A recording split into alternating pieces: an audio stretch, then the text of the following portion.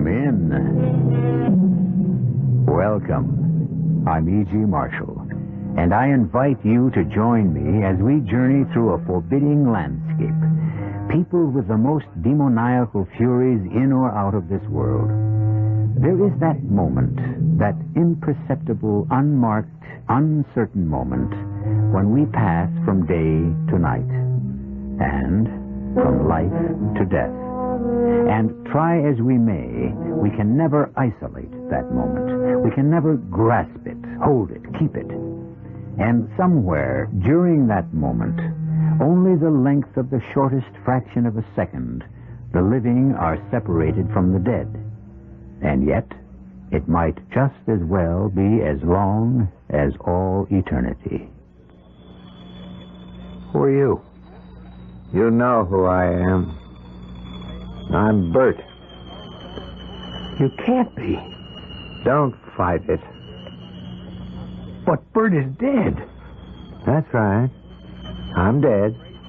Then how can you be standing here talking to me? I don't know. I'm here, that's all. What do you want? I want my wife. She's my wife.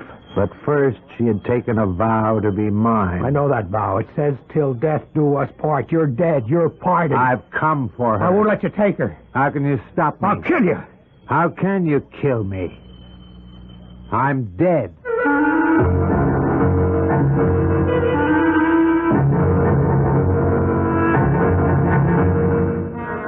Our mystery drama, Love Me and Die, was written especially for the Mystery Theater by Sam Dan and stars Ann Shepard and Mason Adams.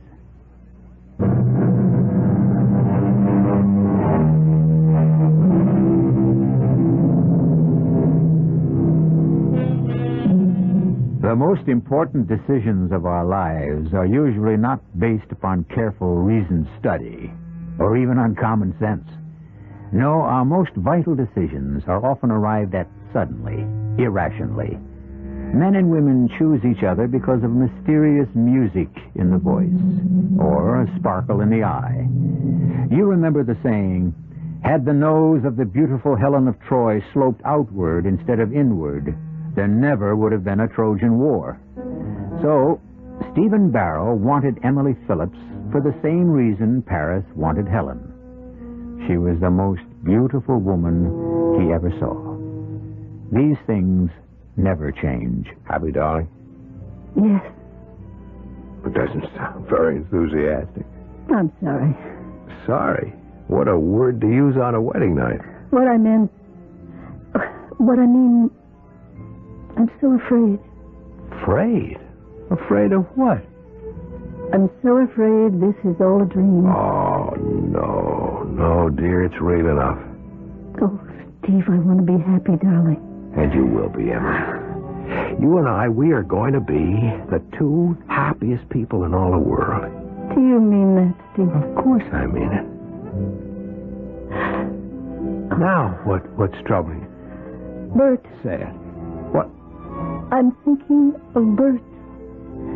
I shouldn't be, I know, but I was married to Bert once. Yes, dear, you were. Bert is dead. He's gone. Forgotten. Will you listen to me? What kind of talk is this on our honeymoon? Steve, you really are so wonderful. Oh, of course I am. And you just have to put up with me sometimes when I get into these moods. Now, you're not going to have time for moods. We spend the night here at the motel. Tomorrow the plane for New York. 3 days in the big town, and then we fly to London. Is it true? Are we really going? Why do you keep asking if these things are true? I find it so hard to believe that good things are going to happen to me at last. Only good things from now on. Oh, I love you. I love you so much. Let me tell you why you're going to have a deliriously happy married life. Why? Because you're one woman in a million. Oh. You're not actually of this world. Oh, come on, that isn't true. You're so, what is the word? You're so ethereal. Yeah, that's probably the word. And you're so fragile, just like the delicate and beautiful things that you write poetry about. When's the last time I told you you were wonderful? Oh, about 45 seconds ago. Oh, darling. I feel now that I can write again. I know I can write again.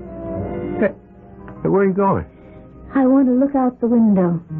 It's as if I just saw the moon and the stars for the very first time. Well, now. Let me tell you something, dearest. Every time you see the moon, the stars, the sun, the sky, it should be as if it were for the first time. Each time there should always be the thrill of discovery. This feeling is how I know I can write again. That's great. It's gone. All the misery, the suffering, everything I knew with Bert. His cruelty, his violence, buried with him. He'll never be able to hurt me again. No, Emily, he's gone. Finally. I'm free. What's wrong? Emily, what is it? Steve, look out the window. At what? There, near the swimming pool.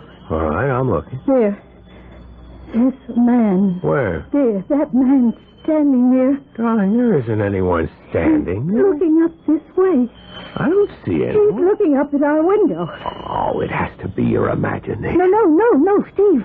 There's a man. No, darling, it's just a shadow cast by the edge. What? See? He's moving his hand. I tell you, there's no one there. He's beckoning for me to come. Darling, it's only your imagination. Now, come away from the window. I can't move. Emily, there's no one out there. There's no one at all. Come with me, and I'll prove it. No. I won't go to him. He'll take me away. Emily, darling, get hold of yourself. Oh, look at it. He's so much bigger than you are. Where are you going? Don't take your arms away. I only want to pick up the telephone. Why? I have to prove something to you, darling. Nobody's there. Oh, Steve. Hello, desk. Yeah, look, this is Mr. Barrow in room 118. Listen, the swimming pool and the patio area, it has floodlights, those big lights. Steve, he's coming closer. Yeah, could you turn them on, please? I know what time it is. This is an emergency. Look, just don't ask questions. Do it, please. Emily, look, the lights. Thanks very much.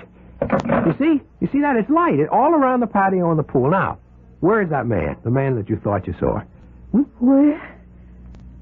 It's all lit up. It's as bright as day. There's nobody there.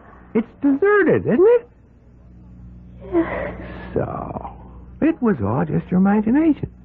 But I saw him. It was like I said, a shadow, and then the lights came on, and it disappeared.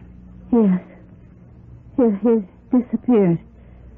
But just before he did, I saw his face. It was Bert. It couldn't be. Darling, I saw him. Darling, Bert is dead. I saw him. It was Bert. With that wide-brimmed floppy hat of his, the khaki trench coat, the boots. Emily. Cowboy boots. And you didn't see him? No, dear. How could you miss him? You're going to see Dr. Rossman. Oh, what good will he do? Look, if it was your imagination, then we have a problem. But if Bert was actually there, then Rossman may have a problem. After all, it was Dr. Rossman who pronounced him dead.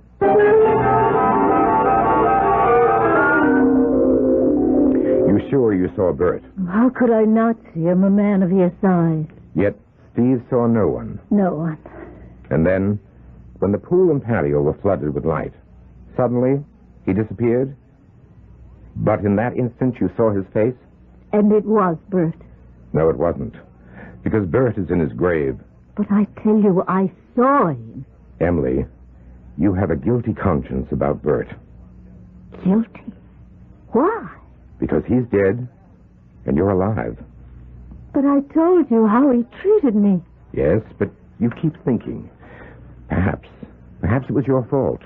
Perhaps if you'd been more patient, more understanding. Yes, perhaps. And now, once again, you are married. And on your wedding night, you fear that Bert still feels that he's the bridegroom. And that's why he beckons you to come to him. Doctor, what can I do? Place your trust in Steve. Oh, I do trust. Your full trust. Don't be afraid that this marriage will also fail. Steve loves you. He wants to protect you. Do you believe it? Yes, I believe it. If you really believe it, you don't have to be afraid of Bert anymore. I'm not afraid. I'm no longer afraid of Bert.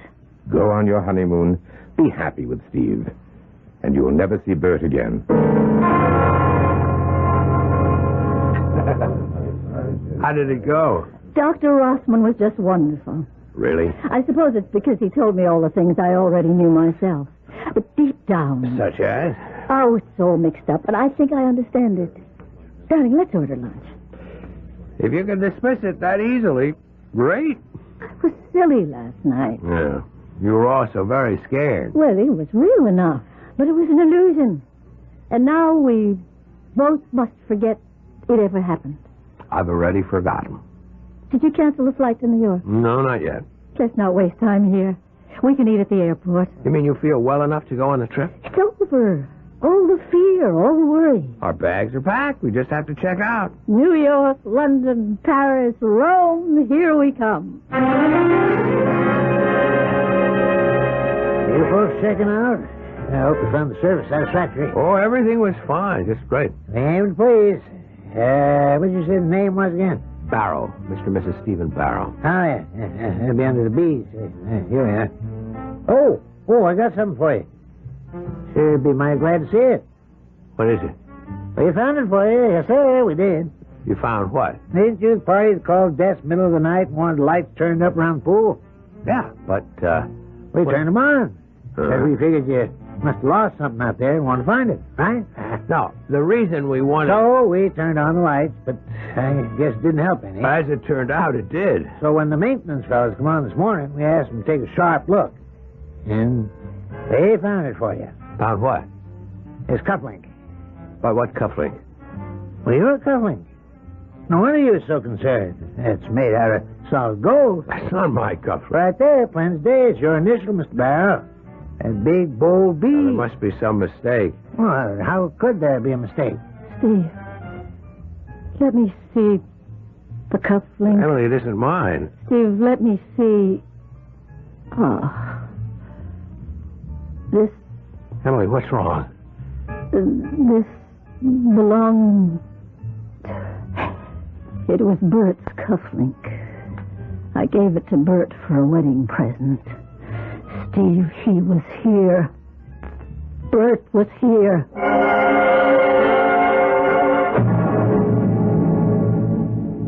It's all very well for the doctor to say it's Emily's imagination, which is being fired by things like guilt and remorse and fear. Sure, we can all say that.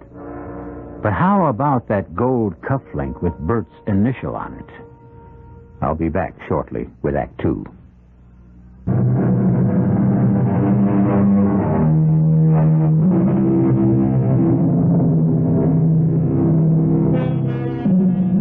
From a philosophical point of view, one may express many attitudes toward death. But from a practical perspective, it is difficult, if not impossible, to deny that death is, at the very least, final. The soul may live on forever, but on one thing there has to be universal agreement. The body is gone. Well, last night, Emily Barrow saw her former husband, Bert Phillips. And Bert has been dead for over 3 years. A ghost? Do ghosts wear gold cufflinks? Emily, dear, maybe we better not check out just Oh, yet. no, I want to leave here right away. But the state that you're in... He's here. I know Bert's here. We've got to leave. Yeah, yes, dear, of course. Well, let's just sit down for a minute, quietly. That's it. Relax. Let's be calm. You say that this is Bert's cufflink? How can you be sure? Steve, I know. The store that sold it to you could have had dozens. I didn't buy it in a Well, the store. jeweler could have made others, and there could have been someone with the initial B. Steve, I'm terrified. Darling, there's nothing that should make you as frightened as you are now. The cufflink. I made it myself. You what? I was taking a course in jewelry making. I'd always expressed myself in words. I wanted to see if I could achieve meaning in... All right, I believe you. Now, let's look for the rational explanation. This cufflink and the mate to it are the only ones of its kind in the world. I will fight you, dear. You made it. You recognize it. It belonged to Bert. I still say that there is a rational explanation. No, not for me. Yes. And you must listen to me. Now, when is the last time that you saw this cufflink? 3 years ago. You haven't seen it in 3 years? No. So, what we must assume is that there was a burglary. The links were stolen. No. The thief may have sold them, and by a coincidence, the new owner had stopped at this very hotel. No, Steve. I remember you told me that your apartment had been broken into a few years ago. Now, why wouldn't the thief have taken the cufflinks? Because they weren't in the apartment. Where were they? I buried them. With Bert. You buried them with Bert? Why? Because they were his. They belonged to him. And he loved them.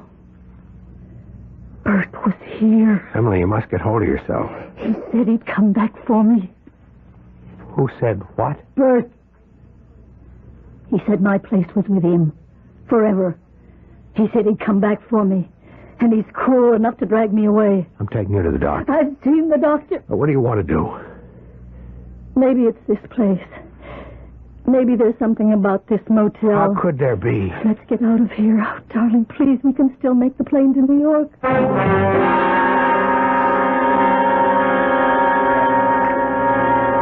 How much time do we have? Plenty of time to finish your coffee.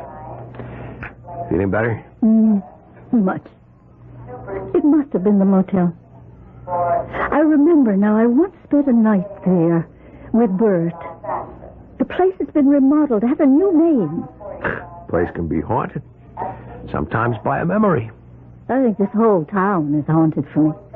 It's where Bert and I spent most of our marriage. Oh, you look so much better now. I feel so much better.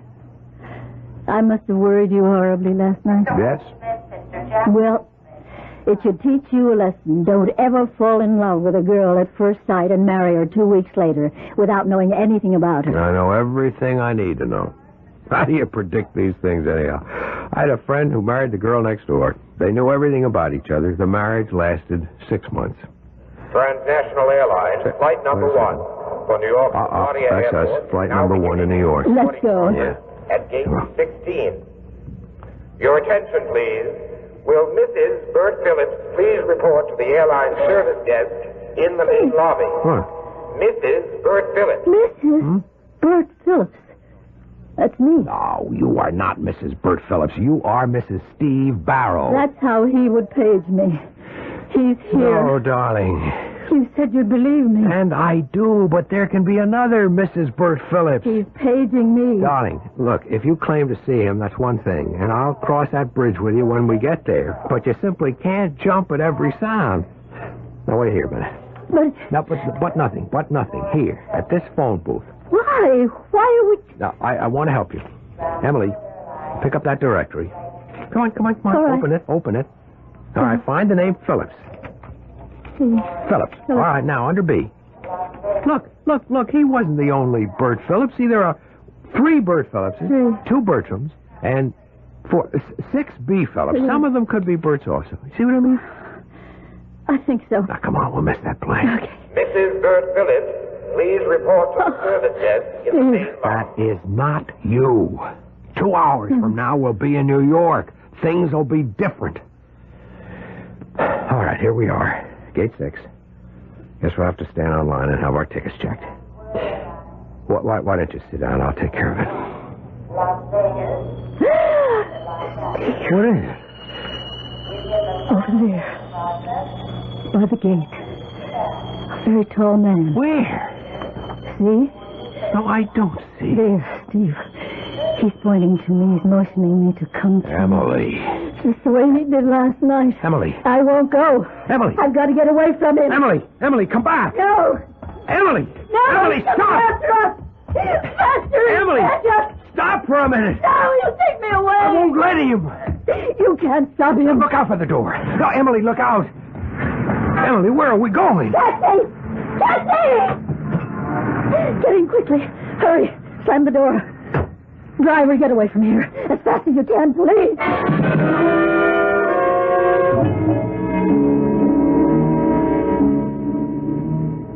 Maybe she'll sleep now. Dr. Rossman, what am I going to do about it? I wish I could tell you. Isn't there any treatment, any medicine? It all adds up to time, patience, luck. And if this delusion continues, I would suggest she be placed in a sanitarium. Why? Because she'll be unable to function in normal surroundings. Why do you call it a delusion? What else can I call it? Well, suppose it's true. Suppose she really did see him. No, Steve, don't. It isn't good for you to think that way, and it won't help her. But just suppose she did. Now, Steve, that's impossible. You know, you doctors, you think you know everything. We don't. We know very little.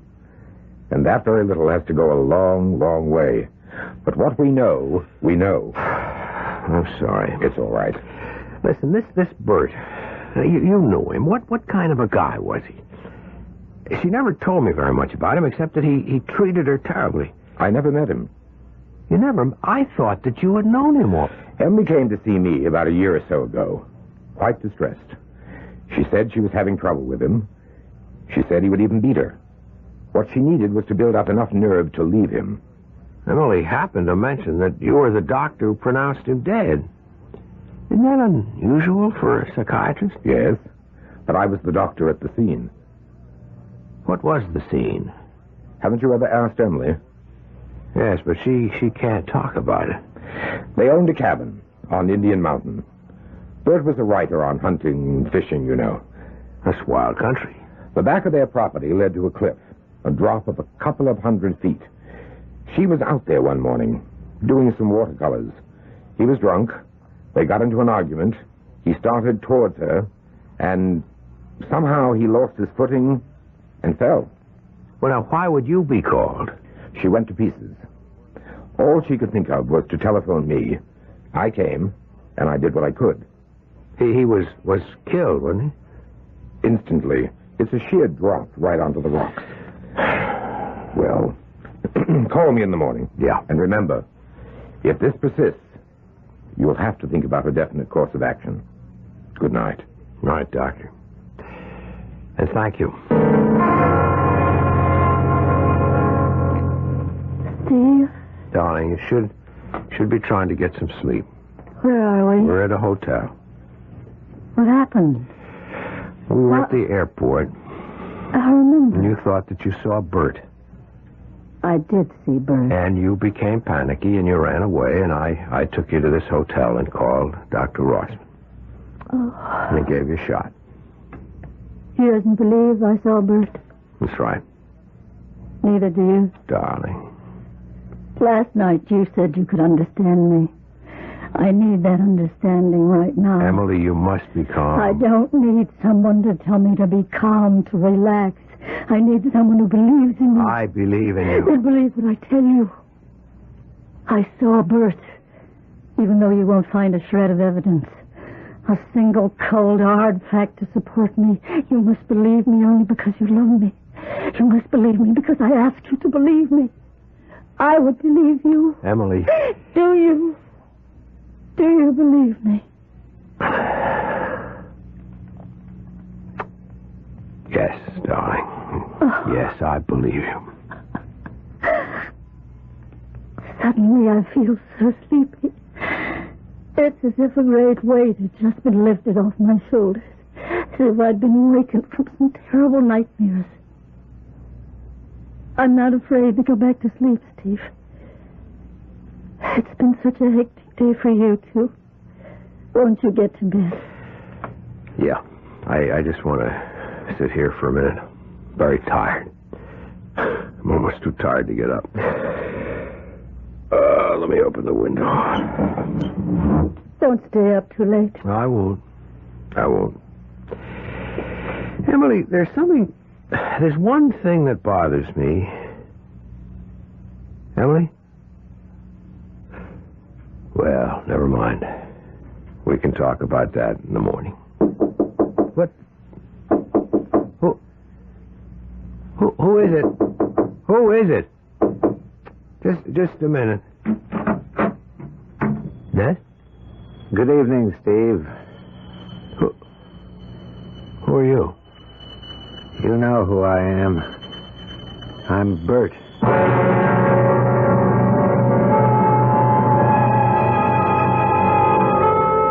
It was Dr. Rossman who officially pronounced Bert dead. So, what's this? The good doctor has an entire array of medical and scientific fact to confirm his findings. Stephen Barrow has only the testimony of his eyes and ears. In the final analysis, you, of course, will have to decide. And I shall present additional evidence for both sides when I return shortly with Act 3.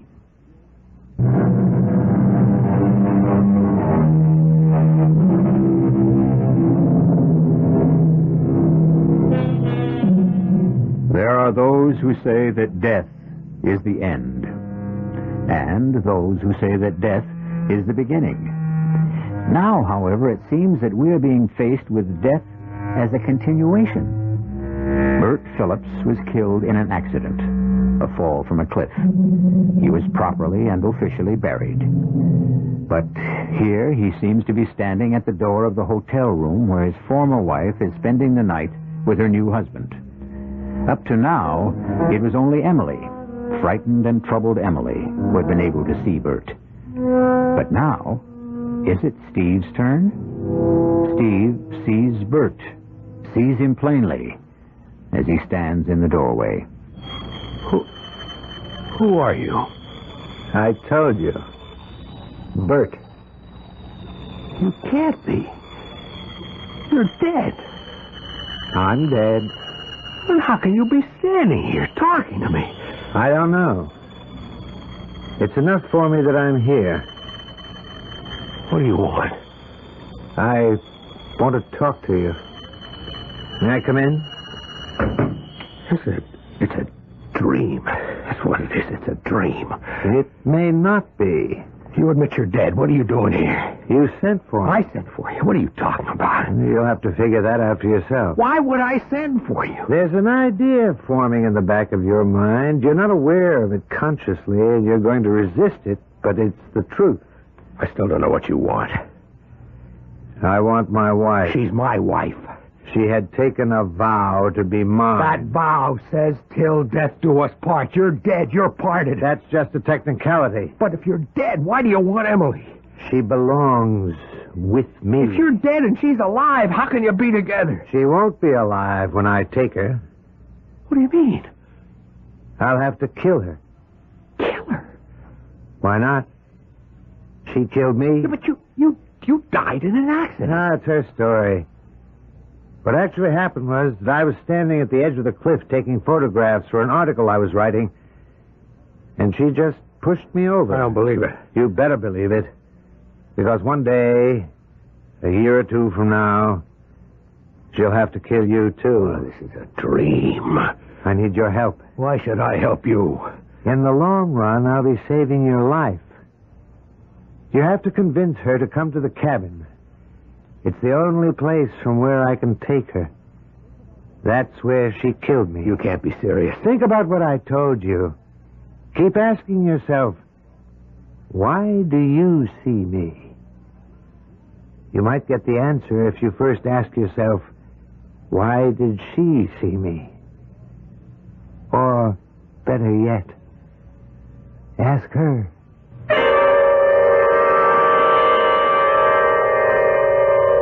Steve? What? Oh, you poor darling. Did you fall asleep in that chair? Oh, I guess I did. I feel so guilty. I had such a wonderful, refreshing sleep. So deep, so restful. See, did I dream? What are you muttering about? You said that Bert always wore a big floppy hat and a trench coat and cowboy boots. Oh, darling, the absolutely last person in this whole world I want to talk about is Bert. Yeah. Listen. Bert Phillips, as far as I'm concerned, has never existed. Emily, tell me something. Why do you think... Yes, dear? Nothing. Well, I don't know about you, but I'm starved. Darling, you all right? Sure. I just had a crazy dream, that's all.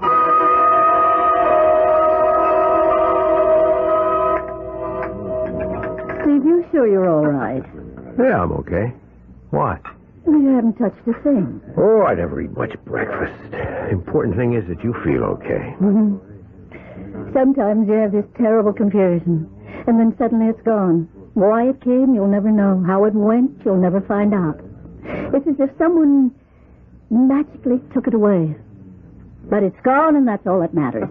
And now, darling, are we ready to resume our honeymoon? Sure.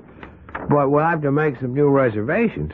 Tell you what, let's not go to New York and then on to Europe. No, why not? Well, we've postponed it twice already. Maybe it's a sign that deep down we didn't want to go so far away in the first place. How about Mexico City? Just a few hours away and we can... Steve, are you really all right? Emily, do you see someone standing by the door? Where? Just to the left of the cashier's desk? No, darling, there's nobody standing. Must have been my imagination. Oh, Steve, you've caught it from me, this delusion of seeing people. What did it look like? I'm not even sure I saw anyone. Mexico City. How about it? Yeah, sounds great. My problem is I don't have a thing to wear for Mexico. Neither do you. Well, then let's go somewhere else. No, let's go shopping. I'll meet you back here at the hotel for dinner, and we can make reservations for the morning. Are you sure that you're up to going by yourself? Darling, I always shop by myself, and certainly never with a man. Oh, but do you feel well enough? When I think of how silly I was, or that whole birth business. Well, I've got to get started. See you at dinner, darling.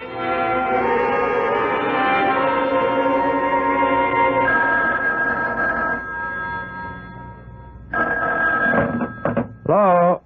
Darling, I hope you did some shopping, too. Yeah, I picked up a few things. I'm spending a lot of money. Well, that's all right. What are you doing? I thought I'd take a nap. That's good, darling. You do that. I'll see you in a little while. Bye. Why didn't I ask her? Why? Why? You left your door open. Bad. You should keep the door locked these days. What do you want? You didn't ask her. Ask her what? You know what. Were you at the cashier's desk in the coffee shop at breakfast time? You know I was. This is a dream. Dream or reality, what does it matter? You're stuck with me because you believe her.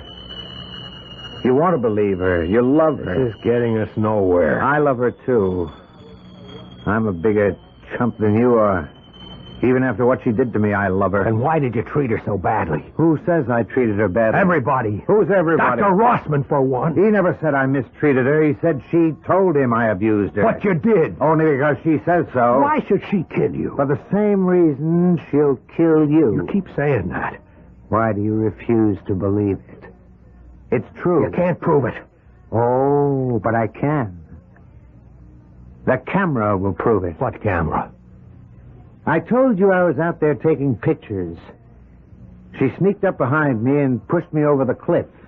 Her story, she was painting pictures and I was drunk, started beating her, and somehow lost my balance. Why shouldn't I believe her? Because she lied. She made her way down the mountain to where I was lying dead, poured liquor all over me, but she'd forgotten about the camera. The camera? That camera. I was so intent on taking my pictures, that's why I didn't hear her. But the camera went over the cliff with me. It broke against the rocks. It came to rest, finally, behind some bushes. I believe Emily. Oh, your place I would, too.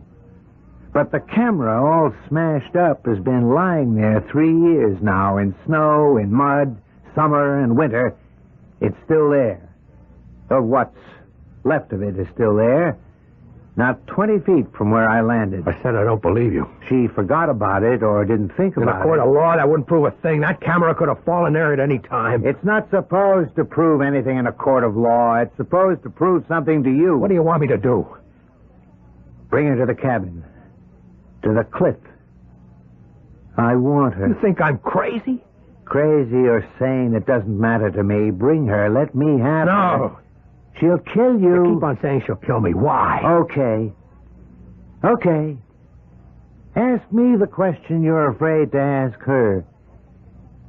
Why do you think she saw me? Because she has a guilty conscience. She feels guilty because she's happy with me. Does she? Now let's examine that. She feels guilty because she's happy with you.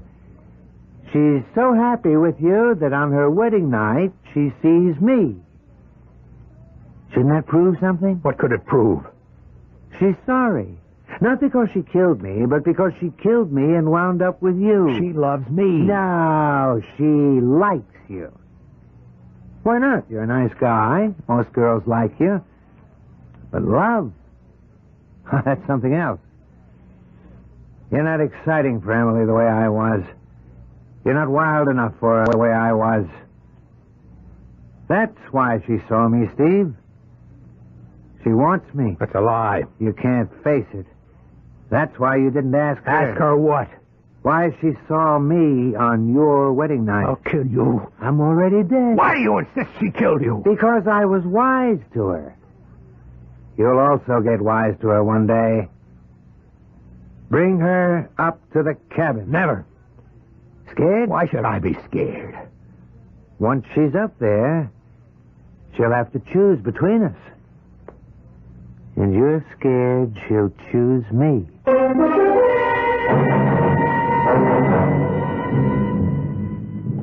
Why do you want to go to the cabin? I have to do something. I don't understand. What is there you'd have to do at the cabin? It concerns Bert. Bert? Suppose you see him again. I don't want to go to the cabin. You've got to. We have to get rid of Bert. But I am rid of him. He may be gone, he may not. But if you can face that cabin and that cliff, then you will destroy him for good.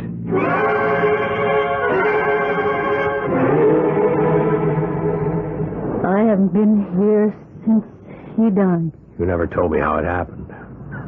I was never able to talk about it. Can you talk about it now? I was painting. My easel was set up here, right near the edge of the cliff. It's a spectacular view, isn't it? Yeah. Careful. Don't stand too close to that edge. He was drunk, more than usual, ugly, bad-tempered. He criticized my work. I paid no attention, and that infuriated him. He lunged at me, and I was terrified. I stepped aside. He stumbled and just fell over. It was awful. Did you love him? Oh, no. How could I love him? He was a beast. Well, then why did you see him on our honeymoon? I didn't really see him. It was only my imagination. Why should you even see him in your imagination? Why should there have been room in your mind, your heart, for anyone but me? Wasn't I enough for you? You were. You are. Or did you want him? Do you still want him? He's dead. He was there at the hotel. I saw him. You wanted me to see him. You made it a test of my love. And so because I love you, I saw him. And that's why I brought you here. So that you can choose between us. Between whom? Between Bert and me. How can I? Bert's dead. Is that the only reason? Let go of me. Is it? Please. Did you kill Bert? No! Tell the truth. No! Did you kill him? Yes. Why? Because he laughed at me, at my work, at my poetry, at my painting. He said they're a joke. Oh, they're not. They're exquisite. He was right. I'm a phony. Oh, no, you're wonderful. No, I'm not. I'm a phony. I'm not wonderful. Nothing about me is wonderful. Bert was right. He said, you're a phony. A poet who never writes poetry. A painter who never paints a picture. Even the cufflinks. Bert made those cufflinks. He knew what I was. He loved me for what I was, and I loved him. But sometimes I got mad enough to kill him. And one day I did. Oh, Emily, listen. Emily, whatever you've done, I love you. I don't want you. I want Bert. I need a man like Bert. Emily, you can't mean any of this, Emily. Don't come near me. Emily! Don't come near me. You know where Bert is now. He's just on the other side of the ledge. Bert! It's only a dream. Bert! Emily! I'm coming! Look out, Emily! You'll fall over that ledge! He's calling me! There's no one there! Let go of me! You're crazy! You'll go over the edge! You'll get killed! Let go. Emily! Bert! Help me! I can't let you kill yourself! Bert! No, Emily! Make him let go of me! Emily! Get away from the ledge! Bert! I'm coming to you!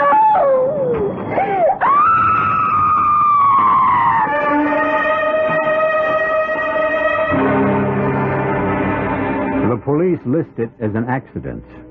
The second tragic accident to occur at that beautiful but seemingly fatal spot. What did happen? Once again, we present you with options. We could say, Stephen, consumed with jealousy, killed her. We could say, her guilty conscience killed her. Or we could say, Bert came back to reclaim her. You can make a case for each, and also for me to return in just a few moments.